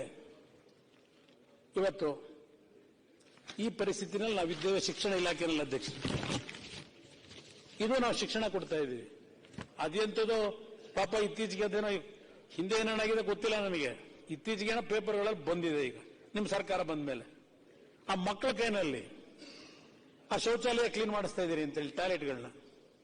ಈಗ ಮೊನ್ನೆ ಯಾವುದೋ ಒಂದು ಇನ್ನೊಂದು ಆರ್ಟಿಕಲ್ ಬಂತು, ಯಾರೋ ಒಬ್ಬರು ಟೀಚರು ಆ ಹೆಡ್ ಮಾಸ್ಟರ್ ಏನೋ ತೊಂದರೆ ಕೊಡಬೇಕು ಅಂತ ಹೇಳಿ ಅದ್ಯಾವುದೋ ಒಂದು ಮತ್ತಿನ್ನೊಂದು ಶೌಚಾಲಯ ಕ್ಲೀನಿಂಗ್ ಅಂತ ಮಾಡಿಸಿ ಮಕ್ಕಳ ಕೈಯಲ್ಲಿ.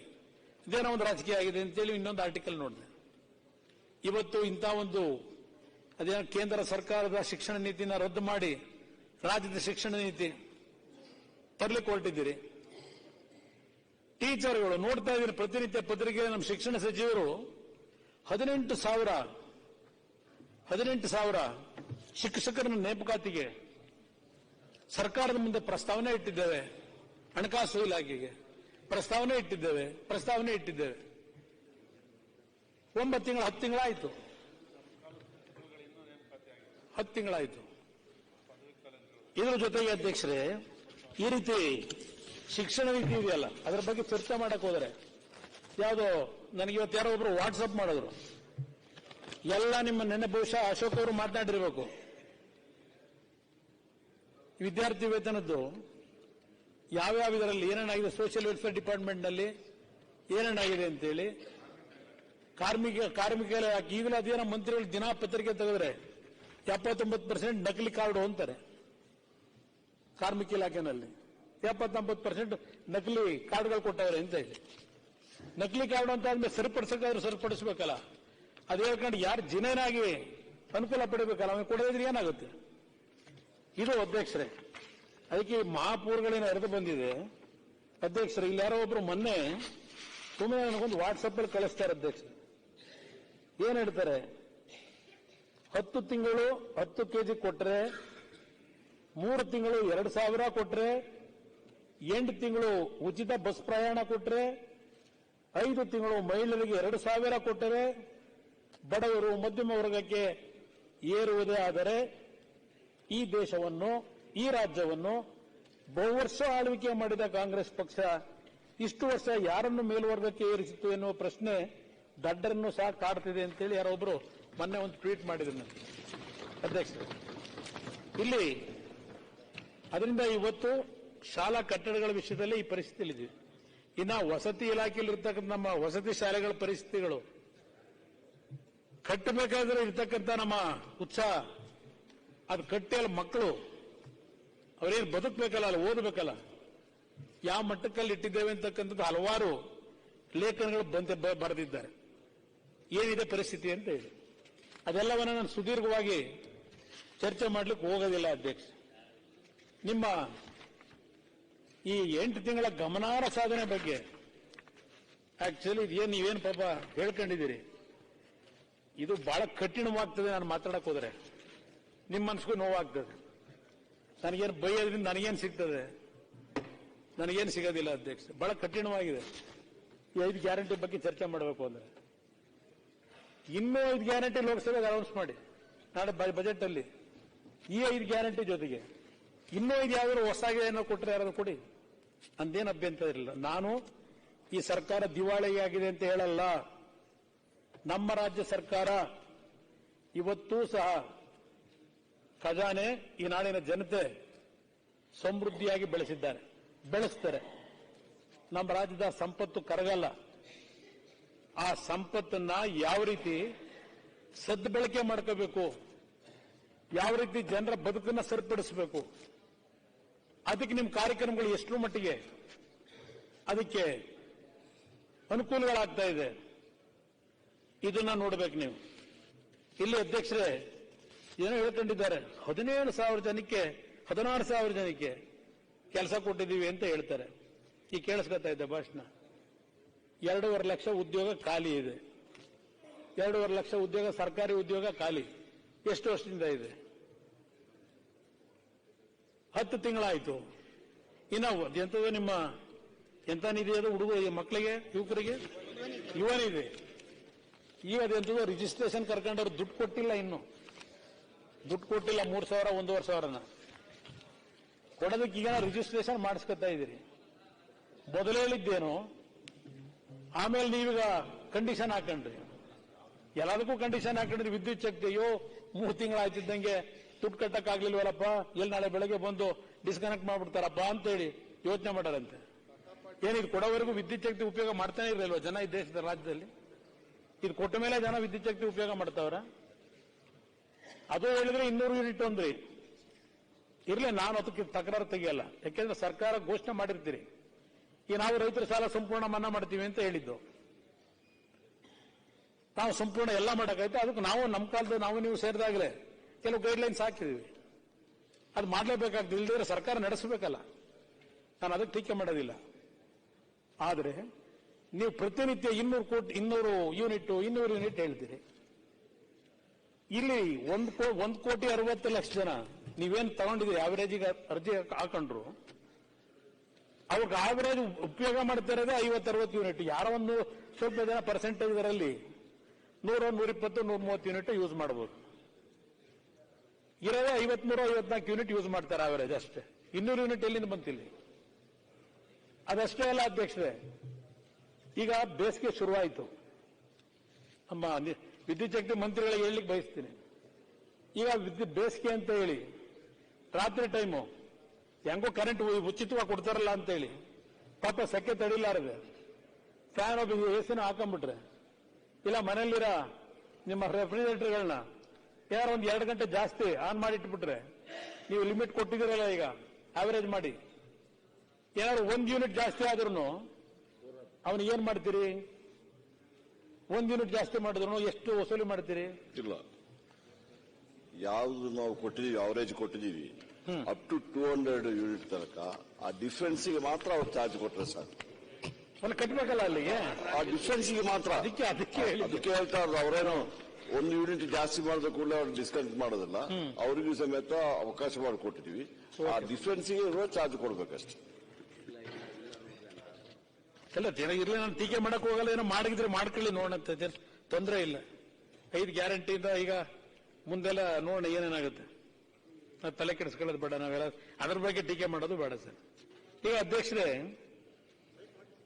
ನೋಡಿ, ಮೊನ್ನೆ ನಿಮ್ಮ ಆಡಳಿತದಲ್ಲಿ ಯಾರೋ ಒಬ್ಬ ಡಾಕ್ಟ್ರು, ಗೌರವಾನ್ವಿತ ಡಾಕ್ಟರ್, ಅವನು ಅದೆಲ್ಲ ಗದಗ್ನಲ್ಲಿ ನಮ್ಮ ಎಚ್ ಕೆ ಪಾಟೀಲ್ ಕ್ಷೇತ್ರದನೆ ಯಾವ್ದು ಮರಳ ದಂಧೆಯಲ್ಲಿ ಯಾರೋ ಮೇಲೆ ತೊಂದರೆ ಕೊಡ್ತಾವ್ರೆ ಅಂತ ಹೇಳಿ ಒಂದು ಪತ್ರ ಬರೆದಿಟ್ಟು ಆತ್ಮಹತ್ಯೆ ಮಾಡ್ಕೊಂಡು ಒಂದು ಡಾಕ್ಟ್ರು ಮರಳ ದಂಧೆಗೆ. ತಪ್ಪು ತಿಳ್ಕೋಬೇಡಿ, ಅಪ್ಪ ಯಾರೋ ಕೆಂಪಣ್ಣರ ಪಾಪ ವಯಸ್ಸಾಗಿದ್ದೇನೆ, ಅವ್ರ ಬಗ್ಗೆ ಚರ್ಚೆ ಮಾಡಲ್ಲ. ಇಲ್ಲಿ ಎಲೆಕ್ಷನ್ ಟೈಮಲ್ಲಿ ಅವತ್ತಿನ ಸರ್ಕಾರದ ಬಗ್ಗೆ ತಮ್ಮ ಕಾಂಗ್ರೆಸ್ ಕಚೇರಿಯಿಂದ ಒಂದು ಅಡ್ವರ್ಟೈಸ್ಮೆಂಟ್, ಭ್ರಷ್ಟಾಚಾರ ರೇಟ್ ಕಾರ್ಡು, ಬಿಡಿಎ ಆಯುಕ್ತರಿಗೆ 10 ಕೋಟಿ 15 ಕೋಟಿ KS3 ಇದೆಲ್ಲ ಹಾಕೊಂಡಿದ್ದೀರಿ, ರೇಟ್ನ ಕೋಟ್ ಮಾಡಿದಿರಿ ಇಲ್ಲಿ ಅಡ್ವರ್ಟೈಸ್ಮೆಂಟ್ ಅಲ್ಲಿ. ಅಧಿಕೃತವಾಗಿ ನಿಮ್ಮ ಪಕ್ಷದಿಂದ ಕೊಟ್ಟಂತ ಒಂದು ಅಡ್ವರ್ಟೈಸ್ಮೆಂಟ್ ಏನಿದೆ, ನಾನು ಸರ್ಕಾರಕ್ಕೆ ಕೇಳಲಿಕ್ಕೆ ಬಯಸ್ತೀನಿ, ಇದೇನಾದ್ರು ಪರ್ಸೆಂಟೇಜ್ನ ಫುಲ್ ನಿಲ್ಲಿಸಿದಿರೋ ಇಲ್ಲ ಈ ಪರ್ಸೆಂಟೇಜ್ನ ಕಡಿಮೆ ಮಾಡಿಸಿದಿರೋ ಇಲ್ಲ ಈ ಪರ್ಸೆಂಟೇಜ್ನ ಜಾಸ್ತಿ ಮಾಡಿಸಿದಿರೋ ಸ್ವಲ್ಪ ಉತ್ತರ ಕೊಡ್ಬೇಕಾದ್ರೆ ಹೇಳೋದು ಒಳ್ಳೇದು. ಇದೇನು ಮಾಡ್ಕೊಂಡಿದ್ದೀರಿ ಅಂತ ನನ್ನ ಅಭಿಪ್ರಾಯದಲ್ಲಿ. ಇದು ನೀವೇ ಕೊಟ್ಟಿರೋ ಅಡ್ವರ್ಟೈಸ್ಮೆಂಟ್. ಈ ರಾಜ್ಯದ ಸರ್ಕಾರದಲ್ಲಿ ಏನೇನು ರೇಟ್ಗಳು ಫಿಕ್ಸ್ ಮಾಡ್ಕೊಂಡಿದ್ರು ಹಿಂದೆ ಅಂತ ಹೇಳಿ, ಈಗೇನಾಗಿದೆ ಪರ್ಸೆಂಟೇಜು ಅಂತ ಹೇಳಿ ಫುಲ್ ಸಂಪೂರ್ಣ ನಿಲ್ಸೇ ಇದ್ದೀರ ಹಂಗೆ ಹೇಳ್ಬೇಕು. ಭ್ರಷ್ಟಾಚಾರದ ಬಗ್ಗೆ ನಮ್ಮ ಶರತ್ತನ್ನು ಹೇಳಕ್ ಹೋದ್ರು ಅಧ್ಯಕ್ಷರು. ಯಾರೊಬ್ಬರು ಇತ್ತೀಚೆಗೆ ವೈದ್ಯನಾಥನ್ ಅಂತ ಹೇಳಿ ಒಂದು ಭ್ರಷ್ಟಾಚಾರದ ಬಗ್ಗೆ ಒಂದು ಬುಕ್ ಬರೆದವ್ರು, ಬಹುಶಃ ಹೇಳಿದ್ ನನಗೆ ಗೊತ್ತಿಲ್ಲ, ಹೊರಗಡೆ ಮಾತನಾಡಿದ್ದೀನಿ. ಅದ್ರಲ್ಲಿ ಹೇಳ್ತಾರೆ, ಈ ದೇಶದಲ್ಲಿ ಈ ವರ್ಷದ GDP ಏನಿದೆ 250 ಲಕ್ಷ ಕೋಟಿ GDPನಲ್ಲಿ 25 ಲಕ್ಷ ಕೋಟಿ ಬ್ಲ್ಯಾಕ್ ಮನಿ ಇವತ್ತು ಹೋಗ್ತಿದೆ ಅಂತ ಹೇಳಿ. ದೇಶದಲ್ಲಿ ಸಂಪತ್ತಿಗೇನು ಕೊರತೆ ಇಲ್ಲ. 250 ಲಕ್ಷ ಕೋಟಿ ನಮ್ಮ GDPನಲ್ಲಿ 25 ಲಕ್ಷ ಕೋಟಿ ಇವತ್ತು ಬ್ಲ್ಯಾಕ್ ಮನಿ ಹೋಗ್ತಿದೆ ಅಂತ. ಅದರಿಂದ ನಾವು ಭ್ರಷ್ಟಾಚಾರದ ಬಗ್ಗೆ ಚರ್ಚೆ ಮಾಡೋದ್ರಲ್ಲಿ ಅರ್ಥವೇ ಇಲ್ಲ. ನನಗಿಲ್ಲ ಕೇಳ್ತಿದ್ರು ಪಾಪ ನಮ್ಮ ಯತ್ನಾಳ್ ಅವರು, ಏನಾದರೂ ಯಾವ್ದಾದ್ರು ವಿಷಯ ಬಿಡ್ತೀರಾ ಅಂತ ಹೇಳಿ. ಉಪಯೋಗ ಬರೋದಿಲ್ಲ ಅಧ್ಯಕ್ಷ, ಯಾವುದೂ ಉಪಯೋಗ ಬರಲ್ಲ ನನ್ನ ಅಭಿಪ್ರಾಯದಲ್ಲಿ ಅದ್ರ ಬಗ್ಗೆ ಚರ್ಚೆ ಮಾಡೋದ್ರಲ್ಲಿ. ಈಗ ಇಲ್ಲಿ ಅಧ್ಯಕ್ಷರೇ, ಮೊನ್ನೆ ನಾನು ಒಂದು ಪತ್ರಿಕೆಯಲ್ಲಿ ನೋಡಿದೆ, ಈಗ ಏನ್ ಹೇಳಿದ್ರೆ ನಿಮ್ಮ ಪರಿಶುದ್ಧ ಆಡಳಿತ ಹೇಗಿದೆ ಅಂದ್ರೆ ಅಧ್ಯಕ್ಷರೇ, ಇಲ್ಲಿ ಒಂದು ಪತ್ರಿಕೆಯಲ್ಲಿ ಬರೀತಾರೆ, ಇದೆಲ್ಲ ಬಿದರ್ನಲ್ಲಿ ಅಲ್ಲಿ ಅಮೌಂಟ್ ಕ್ಲಿಯರ್ ಮಾಡಕ್ಕೆ ನೋಡಿ, ಇದರಲ್ಲಿ ಪೇಪರ್ ಎಲ್ಲಿದೆ, ಇದೆ ಇಲ್ಲಿ ಅಧ್ಯಕ್ಷರೇ, ನಗರೋತ್ಥಾನ ಯೋಜನೆ ಕಾಮಗಾರಿ ಬಿಲ್ಗೆ ಕಮಿಷನ್ ಬಾಣ 233 ಕೋಟಿ ರು ಬಿಡುಗಡೆ ಮಾಡಿ ತಿಂಗಳು ಕಳೆದರೂ ಗುತ್ತಿಗೆದಾರರಿಗೆ ಪಾವತಿಯಾಗದ ಹಣ. ಡಾಕ್ಟರ್ ಚೀಟಿ ಬೇಕೇ ಬೇಕಂತೆ. ಡಾಕ್ಟರ್ ಚೀಟಿ ಪೌರಾಡಳಿತ ಇಲಾಖೆ ಯಾವುದೇ ಕೆಲಸ ಆಗಬೇಕಾದರೆ ಡಾಕ್ಟರ್ ಚೀಟಿ ಬೇಕೇ ಬೇಕು ಎಂಬ ಗಂಭೀರ ಆರೋಪ ಗುತ್ತಿಗೆದಾರರಿಂದ ಕೇಳಿ ಬಂದಿದೆ. ಮೂಲತಃ ಬಿದರ್ ಜಿಲ್ಲೆಯ ವ್ಯಕ್ತಿ ಇಲಾಖೆಯ ಎಲ್ಲಾ ವ್ಯವಹಾರಗಳಲ್ಲಿ ಹಸ್ತಕ್ಷೇಪ ಮಾಡುತ್ತಾರೆ ಎಂಬುದು ಇಲಾಖೆಯ ವಲಯದಲ್ಲಿ ಬಹಿರಂಗ ವಿಚಾರ ಅಂತಾರೆ. ಸದ್ಯ ಬಿಡುಗಡೆ ಆಗಿರುವ ನಗರೋತ್ಥಾನ ಯೋಜನೆಯ 233 ಕೋಟಿ ರುಗಳ ಹಣದ ಬಟವಾಡೆಯಲ್ಲೂ ಇದೇ ವ್ಯಕ್ತಿಯ ಹೆಸರು ಕೇಳಿ ಬರುತ್ತಿದೆ. ಜಿಲ್ಲಾ ನಗರಾಭಿವೃದ್ಧಿ ಕೋಶಗಳ ಅಧಿಕಾರಿಗಳು ಇದೇ ವ್ಯಕ್ತಿಯೊಂದಿಗೆ ಚರ್ಚಿಸಿ ಯಾವ ಜಿಲ್ಲೆಯಲ್ಲಿ ಯಾವ ಗುತ್ತಿಗೆದಾರರಿಗೆ ಹಣ ನೀಡಬೇಕು ಎಂಬುದನ್ನು ನಿರ್ಧರಿಸುತ್ತಾರೆ. ಇದು ಬಂದಿರತಕ್ಕಂಥ ವರದಿ. ನೀವು ನೋಡಿದ್ರೆ ಇಲ್ಲೆಲ್ಲ ಹೇಳಿದಿರಿ ಡಾಕ್ಟರ್ ಅನ್ನೋದು. ಅಲ್ಲ, ಡಾಕ್ಟರ್ ಅಂದ್ರೆ ಅವ್ನು ಡಾಕ್ಟರ್ ಅಲ್ಲ, ಅವನು ಡಾಕ್ಟ್ರು ಚೀಟಿ ಬೇಕೇ ಬೇಕು ಅಂದ್ರೆ ಆ ಡಾಕ್ಟರ್ ಮಧ್ಯವರ್ತಿ ಡಾಕ್ಟರ್. ಇಲ್ಲಿ ಹೇಳಿದಿರಿ ಮಧ್ಯವರ್ತಿಗಳಿಗೆ ನಾವು ಅವಕಾಶ ಕೊಡದೆ ಪರಿಶುದ್ಧವಾದಂತಹ ಆಡಳಿತ ನಡೆಸ್ತಾ ಇದ್ದೇವೆ ಅಂತ ಹೇಳಿದಿರಿ, ಇಲ್ಲಿ ಭಾಷಣದಲ್ಲಿ ಹೇಳಿಸಿದಿರಿ ಅಧ್ಯಕ್ಷರೇ. ಇನ್ನ ಅಧ್ಯಕ್ಷರೇ, ಇಲ್ಲಿ ಒಂದು ನಿಮಗೆ ಪ್ರಚಾರನೇ ತಗೊಳ್ಳಿಲ್ಲ ಅಂದ್ರಲ್ಲ ನಮ್ಮ ಶರತ್ ಬಚ್ಚೇಗೌಡರು, ಪ್ರಚಾರ ಯಾವ ತರ ತಗೊಂಡಿದ್ದೀರಿ? ಪ್ರಚಾರ ಯಾವ ರೀತಿ ತಗೊಂಡಿದ್ದೀರಿ? ಯಾರಾದ್ರೂ ಮಂತ್ರಿಗಳು ಪಾಪ ಯಾವ ಪ್ರಚಾರಕ್ಕೆ ಏನ್ ಕೊಟ್ಟಿರಲ್ಲ ಅಡ್ವರ್ಟೈಸ್ಮೆಂಟ್ 140 ಕೋಟಿ ಇನ್ನೂ ಪೇಮೆಂಟ್ ಆಗಿಲ್ಲ ಅಂತ ಪಾಪ ಮಾಧ್ಯಮದ ಸ್ನೇಹಿತರುಗಳು ಸಂಕಷ್ಟಕ್ಕೆ ಒಳಗಾಗವ್ರೆ. 140 ಕೋಟಿ ರಿಲೀಸ್ ಮಾಡಿ ಅಂತ ಪತ್ರನೂ ಬರೆದಿರೋದು ನೋಡಿದೆ. ಒಂದು 140 ಕೋಟಿ ನೋಡಿ ನಮ್ಮ ಸರ್ಕಾರ ಎಷ್ಟು ಸದೃಢವಾಗಿದೆ. ಮತ್ತೆ ದುಡ್ಡಿಲ್ಲ ಅಂತೇಳಿ ಕೇಂದ್ರ ಸರ್ಕಾರ ಬೈತೀರಿ. ನೀರಿಗೆ ಬರ ಪರಿಹಾರಕ್ಕೂ ಒಂದು ರೂಪಾಯಿ ರಿಲೀಸ್ ಮಾಡಿಲ್ಲ. ಅದೇ ಹೇಳೋಣ, 140 ಕೋಟಿ ಅಡ್ವರ್ಟೈಸ್ಮೆಂಟ್. ಅಧ್ಯಕ್ಷರೇ, ಇದು ಯಾವುದೋ ಗೊತ್ತಿಲ್ಲ ನನಗೆ.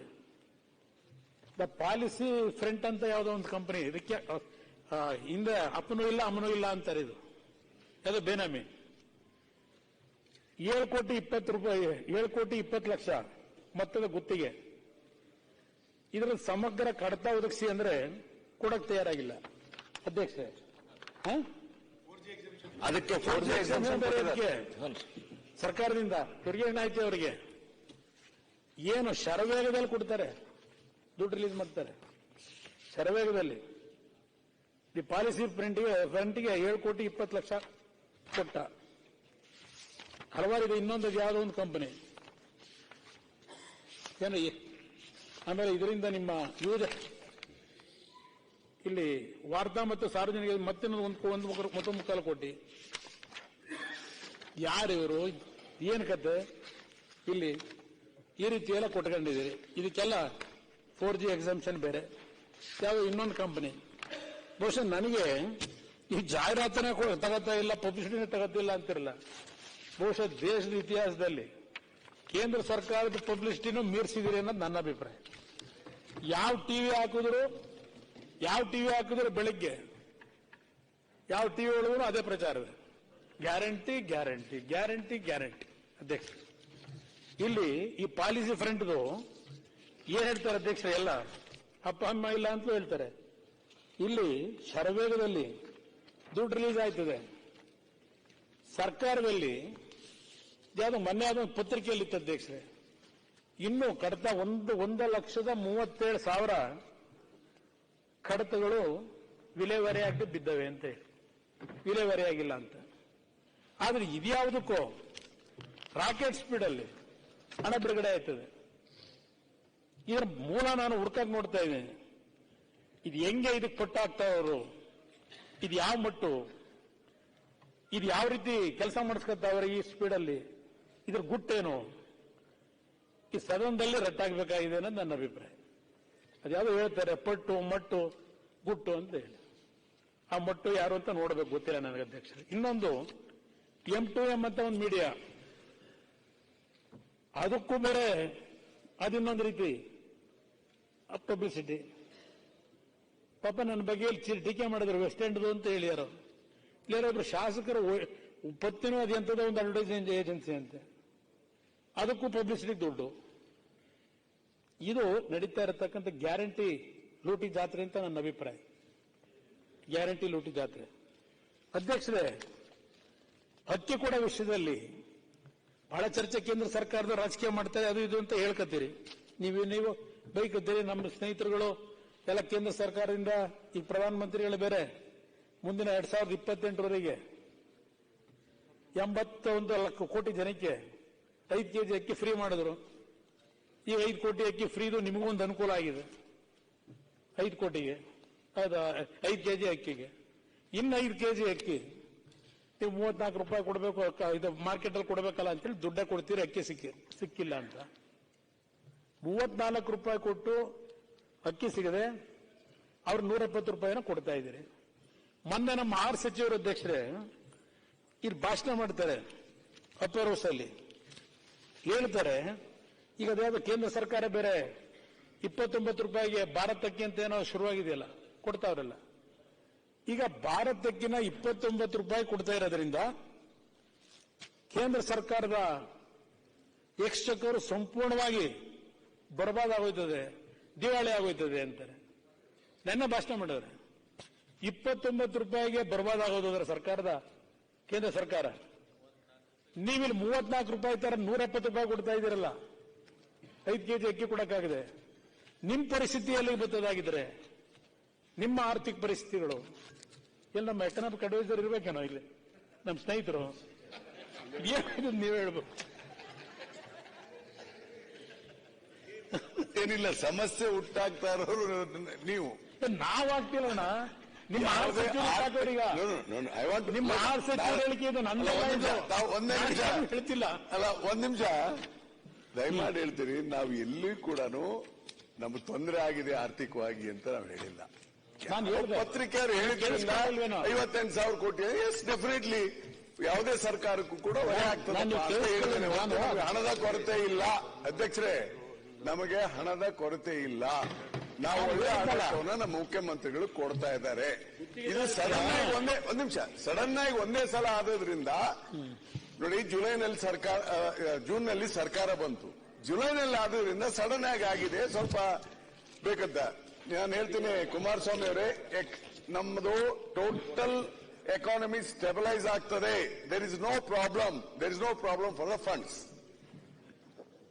ಅದರಲ್ಲಿ ನಿಮ್ಮ ಸಮುದಾಯ ಏನಿದೆ ಸಂಪೂರ್ಣವಾಗಿ ನಿಮಗೆ ನನಗೆ ಬೆಂಬಲ ಇದೆ. ನಿಮಗೆ ನೀವೇನು ಹೇಳ್ತಾ ಇದ್ದೀರಿ ಆರ್ಥಿಕ ಪರಿಸ್ಥಿತಿ ಬಗ್ಗೆ, ನನಗೆ ಯಾವುದೇ ರೀತಿಯಲ್ಲಿ ನಮ್ಮ ರಾಜ್ಯ ಸರ್ಕಾರದ ಆರ್ಥಿಕ ಪರಿಸ್ಥಿತಿ ಡೆವಲಪ್ಮೆಂಟ್ ಆಗುತ್ತೆ ಅಂತೇಳಿ ನನಗೆ ಯಾವುದೇ ರೀತಿಯಲ್ಲಿ ಒಂದು ಸಣ್ಣ ಐವಟ್ ಆಫ್ ಅದರ ಬಗ್ಗೆ ಅನುಮಾನ ಇಲ್ಲ.